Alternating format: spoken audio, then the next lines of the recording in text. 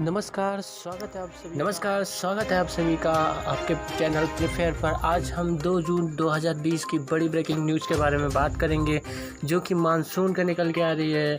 Corona virus के बारे में भी काफ़ी बड़ी खबर के बारे में आज हम बात करेंगे। साथ ही ऐसे क्रिकेटर के बारे में भी बात करेंगे जो कि पिता शादी से पहले ही बन चुके हैं, और भी कई तमाम बड़ी खबरों के बारे में बात करेंगे। चलिए बने रहते हैं। इससे पहले जान लेते हैं हम कोरोना वायरस का देश भर में क्या आंकड़ा चल रहा है। कोरोना वायरस का आंकड़ा 1,97,264 पहुँचा। इसमें मरने वालों की संख्या 5,577 हुई। ठीक होने वालों की संख्या 94,384 लोग ठीक होकर घर भी जा चुके हैं। रिकवरी रेट की बात करें तो 94% रिकवरी रेट हो चुका है और 6% मृत्यु दर है। चलिए अगली बड़ी खबरों के बारे में हम जान लेते हैं। जाने कब से चालू होगी नियमित ट्रेनों के संचालन का अगला चरण। छोटी दूरी की ट्रेनों में मिलेगी प्राथमिकता। लॉकडाउन के चौथे चरण की समाप्ति और 8 जुलाई से ज़्यादातर सरकारी गैर सरकारी प्रतिष्ठान के खुल जाने के भारतीय रेलवे ने पटरी पर और ट्रेनों को उतारने की तैयारी शुरू कर दी है। इसके लिए शुरू की गई 230 स्पेशल ट्रेनों के बिक रहे टिकटों की समीक्षा भी की जा रही है। जून के दूसरे सप्ताह में नियमित ट्रेनों के संचालन का अगला चरण चालू हो जाएगा। उनके लिए टिकट की बुकिंग भी जल्दी ही शुरू हो पाएगी। रेलवे सूत्रों का कहना है कि अगले चरण में जिन ट्रेनों को पटरी पर उतारने की तैयारी दी जा रही है, उनमें से छोटी दूरी की ट्रेनों को प्राथमिकता दी जाएगी। हालांकि 100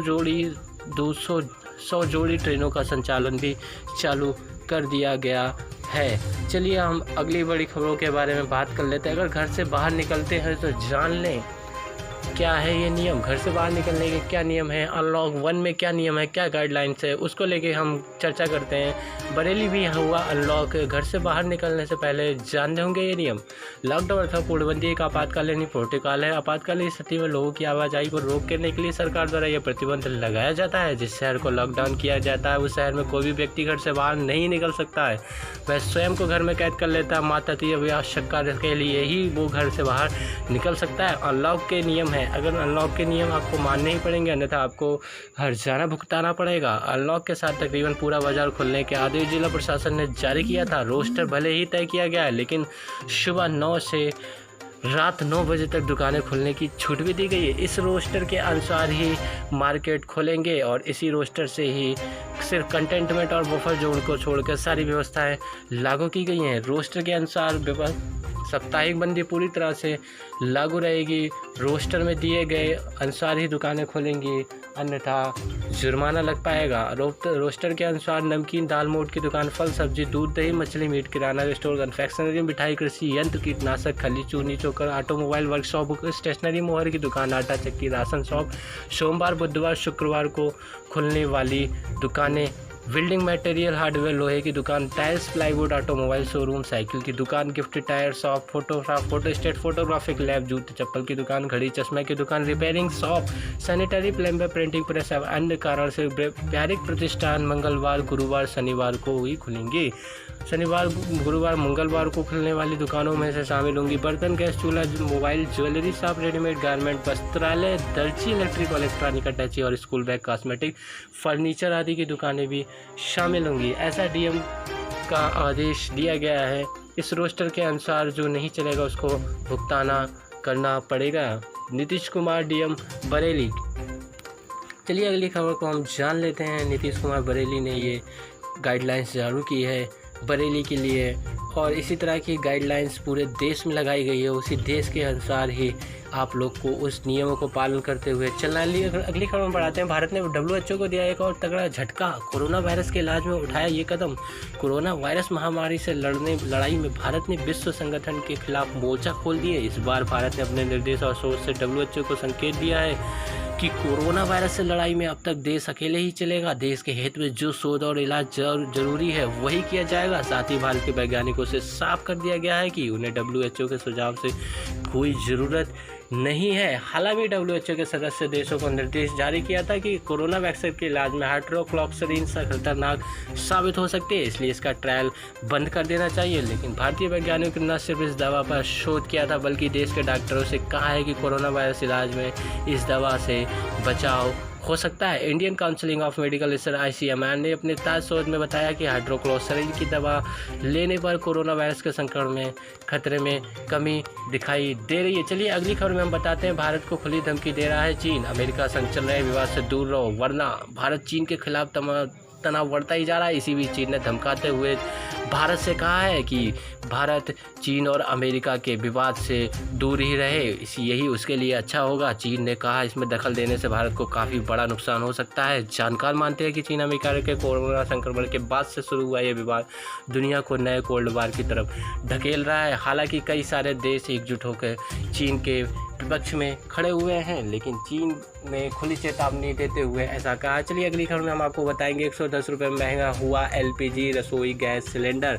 नई कीमतें 1 जून से लागू हो गई हैं। अनलॉक 1 में आम आदमी को लगा बड़ा झटका दिखाई दे रहा है। 19 किलोग्राम वाले LPG सिलेंडर का दाम बढ़कर 110 रुपये हो चुका है, जिससे देश की रॉयल मार्केटिंग कंपनी ने बिना सब्सिडी वाले LPG रसोई गैस सिलेंडर की कीमतों में बढ़ोतरी की है। वहीं 14 किलोग्राम वाले गैर सब्सिडाइज्ड LPG सिलेंडर के दाम में दिल्ली में 11.50 पैसे प्रति सिलेंडर महंगा हो गया है। अब यानी 1 जून से आपको सिलेंडर 593 रुपये में पड़ेगा। वहीं 19 किलो वाला सिलेंडर 110 रुपये महंगा होकर 1139 रुपये में पड़ेगा।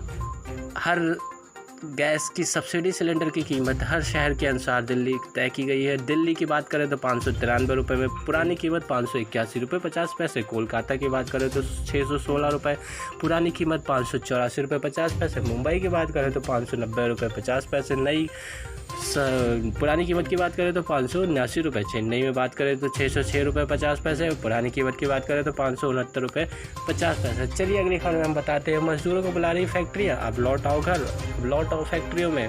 फैक्ट्री मालिक काम को लेके, काम बढ़ गया है उनके यहाँ पर, मजदूरों को काम करने के लिए ज़रूरत है। सामान्य दिनों में फैक्ट्री मालिकों के पास मजदूरों के लिए काम नहीं होता, लेकिन बदले हालात में उल्टी गंगा बह रही है। फैक्ट्री मालिक मजदूरों को बुलाने के लिए उनके घरों तक बसें भेज रहे हैं, लेकिन मजदूर आने को तैयार ही नहीं है। प्रवासी मजदूर जहां अभी खौफ और दहशत में है, वहीं फैक्ट्री मालिक भी दूरी बनाए हुए। ऐसी खबर निकल के आ रही है। गोरखपुर औद्योगिक विकास प्राधिकरण गीडा की फैक्ट्री में उत्पादन काफ़ी प्रभावित हो रहा है, क्योंकि मजदूर ज़्यादा संख्या में लॉकडाउन में अपने घर को वापस लौट गए हैं। अब फैक्ट्री मालिकों के इसके उत्पादन क्षमता में कमी आ गई है, जिसके चलते फैक्ट्री मालिक उन्हें घर भेज के बुला रहे हैं, लेकिन फैक्ट्री मालिक बुला रहे हैं और उनके बुलाने के बावजूद भी मज़दूर आने को तैयार नहीं है। हालांकि बस भेजी थी, तो बस में भेजने से मज़दूरों के बस में बैठने के बाद प्रधान से लेकर परिवार के लोगों ने उन्हें रोका। मज़दूरों के मना करने के बाद बस को खाली ही लौटना पड़ा। मौसम विभाग के महानिदेशक आनंद कुमार शर्मा ने सोमवार को कहा, हमारे पूर्वानुमान के मुताबिक आज केरल में मानसून आ गया है। इससे पहले निजी मौसम एजेंसी स्काईमेट ने शनिवार को दावा किया था कि दक्षिण पश्चिमी मानसून ने 30 मई को ही केरल में दस्तक दे दी है। हालांकि मौसम विभाग ने इसे प्री मानसून एक्टिविटी कहा था। केरल के दक्षिण तटीय इलाकों और लक्षद्वीप में 3-4 दिन से लगातार बारिश हो रही है। मौसम विभाग के मुताबिक अब मानसून उत्तर की तरफ बढ़ेगा।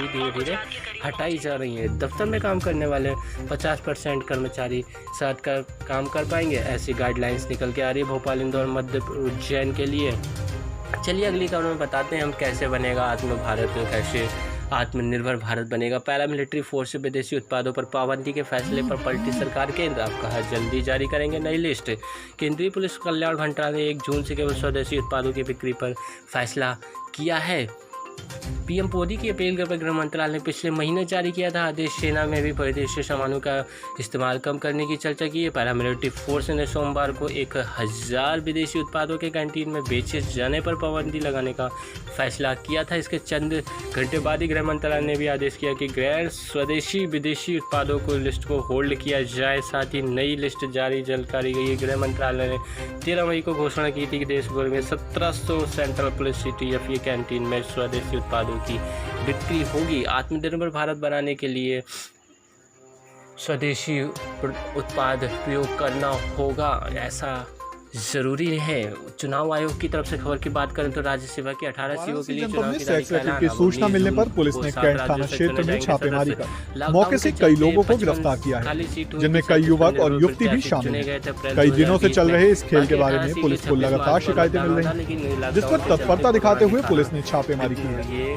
प्राप्त जानकारी के अनुसार था। कैंट उसके थाना बाद से क्षेत्र अब ये के मतदान पांडेपुर अब लालपुर हो मार्ग पाएगा। पर मानसून स्थित की यशोदा नगर बात कॉलोनी करें, में मौसम पुलिस विभाग ने की तरफ सेक्स से बड़ी रैकेट का अपडेट आ भंगा रही है। फोड़ दिया मौसम को है। लगता है लगातार मिल रही पहुंच शिकायतों चुका के है। बाद सीओ कई कैंट जिलों में मुश्ताक अहमद ने छापेमारी की है। पुलिस की माने तो यहाँ गुपचुप तरीके से सेक्स रैकेट चल रहा था, जिसकी सूचना पुलिस को मिलते ही छापेमारी की गई। मौके से 3 पुरुष और 2 महिलाओं को हिरासत में लिया गया है। वहीं मौके पर कई आपत्तिजनक सामग्री भी बरामद हुई है। आप लाइव वीडियो में देख पा रहे होंगे। ऐसी लेटेस्ट ब्रेकिंग न्यूज़ के लिए बने रहिए हम इंडिया हमारे चैनल प्रिफर पर। आपका वीडियो के लिए आपका बहुत बहुत